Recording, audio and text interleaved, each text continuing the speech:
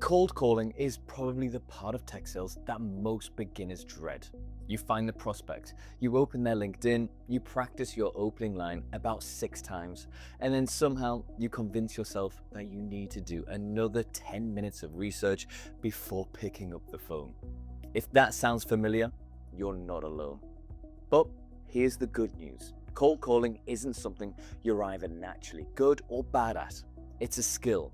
And like any skill, it gets easier when you understand what you're actually trying to achieve. So in this video, I'll walk you through exactly how I'd approach a cold call if I was starting from scratch today. We'll cover how to prepare, what to say in the opening, which questions to ask, how to handle objections, and what a successful call actually looks like, because it probably isn't what you think. Let's clear up the biggest misconception first.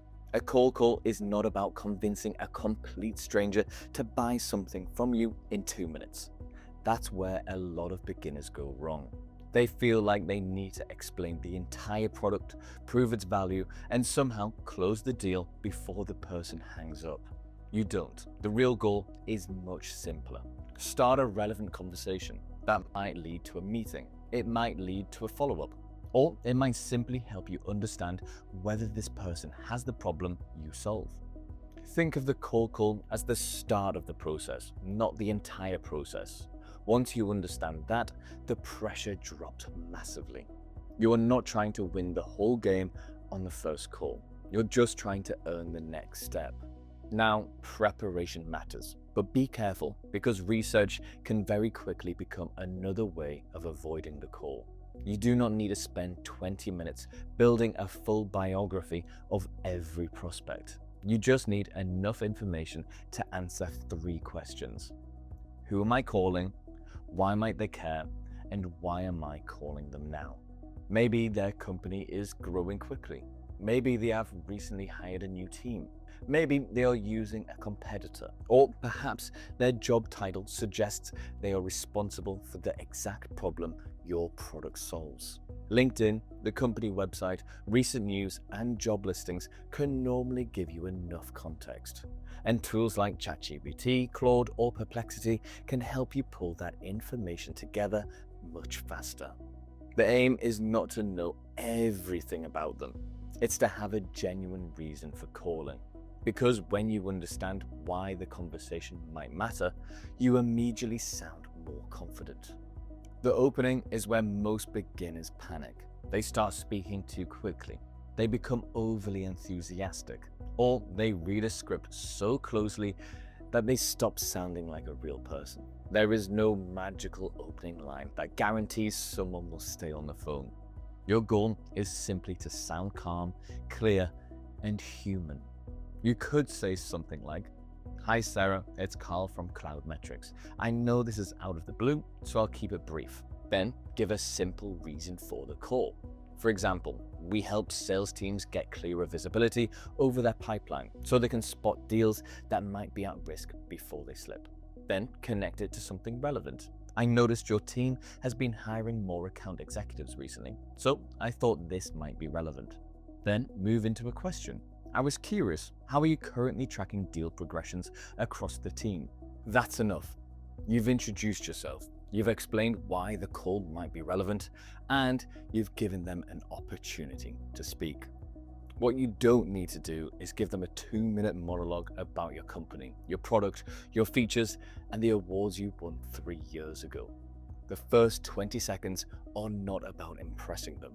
They are about earning the next 20 seconds. This is where a cold call should start feeling like a conversation. A lot of beginners prepare everything they want to say. The best salespeople prepare what they want to learn. Ask how the prospect is currently handling the problem. Ask what is working well. Ask where the frustration is. Then listen properly to the answer. And instead of immediately jumping back into your pitch, ask a follow-up question based on what they have just told you. This is what makes the conversation feel natural. For example, if somebody says, "We already have a process in place," you might ask, "How is that working for you at the moment?" If they say, "It's fine, but it takes a lot of time," now you have something real to explore. Good discovery is not about firing 10 pre-written questions at somebody. It's about listening closely enough to know which questions should come next. At some point, you're going to hear an objection. I'm busy, we're not interested, we already use another provider. That doesn't mean you've failed. It normally means the prospect needs more context, does not yet see the relevance, or genuinely cannot speak right now. Whatever you do, do not argue with them. Stay relaxed, acknowledge what they have said. Then, where appropriate, ask a calm follow-up question. If they say, "We already use someone," you could respond, "Completely understand, just out of curiosity, what do you like most about the solution you're currently using?" If they say, "I'm busy," you might say, "No problem at all. Is there a better time for me to call back, or is this simply not something you're focusing on right now?" And if they tell you clearly that they are not interested, respect it. Objection handling is not about trapping somebody in a conversation. It's about understanding what is behind the objection and deciding whether there is still a useful conversation to have. Sometimes the most valuable part of the call begins after the first objection, but sometimes the right thing to do is to thank them and move on. One of the fastest ways to lose confidence is to judge yourself after every single call. One person hangs up and you think, "I'm terrible at this." But cold calling does not work like that. Do not judge one call. Judge a block of calls. After 20 conversations, look back and ask, where did people lose interest? Which opening seemed to work? Which questions created better conversations? Which objections kept appearing? Then improve one thing and try again. Even experienced SDRs hear no far more often than they hear yes. The difference is that they do not treat every rejection like a personal verdict. They use it as information. A successful day is not necessarily one where every call leads to a meeting. It's one where you made the calls, learned something, and became slightly better by the end of them. So, if you are nervous about cold calling, remember this: you are not calling to force someone into buying. You're calling to find out whether there is a relevant problem worth discussing. Prepare enough to have a reason for calling. Keep your opening simple. Ask good questions, listen properly, and focus on earning the next step. The more conversations you have, the more natural it will start to feel. And if you're trying to break into tech sales, cold calling is one of the most valuable skills you can build.